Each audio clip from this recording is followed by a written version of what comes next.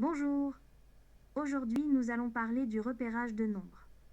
Et plus précisément du savoir-faire, donner la valeur absolue d'un nombre. Commençons par analyser une consigne type.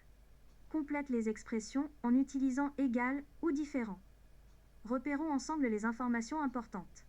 Le mot complète, mais aussi les signes égal et différent. Je dois d'abord trouver la valeur absolue d'un nombre, puis la comparer à l'autre nombre.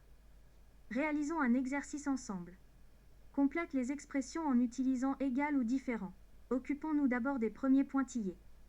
La valeur absolue de -8 est-elle égale ou différente à 8? Je commence par la partie avant les pointillés. Les deux barres verticales autour du -8 signifient la valeur absolue de -8. Je vais d'abord me rappeler de la définition de la valeur absolue.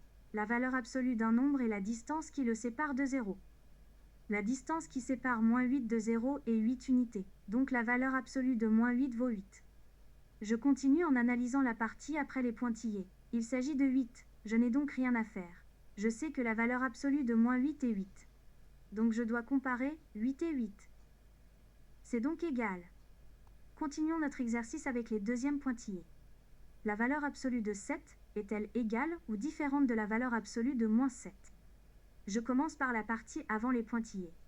Les deux barres autour de 7 signifient la valeur absolue. Je sais que la valeur absolue est la distance qui le sépare de 0. La distance qui sépare 7 de 0 est 7 unités. Donc la valeur absolue de 7 vaut 7. Je continue en analysant la partie après les pointillés. Les deux barres autour de -7 signifient la valeur absolue. La valeur absolue de -7 est 7, car la distance qui sépare -7 de 0 est 7 unités. Je peux donc conclure que 7 égale 7. Maintenant à ton tour. Complète les expressions en utilisant égal ou différent. Réfléchis bien à ta définition. Mets la vidéo sur pause. Fais l'exercice, puis relance-la pour te corriger. Prends le temps de te corriger et de comprendre tes erreurs si besoin. Bravo! Tu sais maintenant donner la valeur absolue d'un nombre.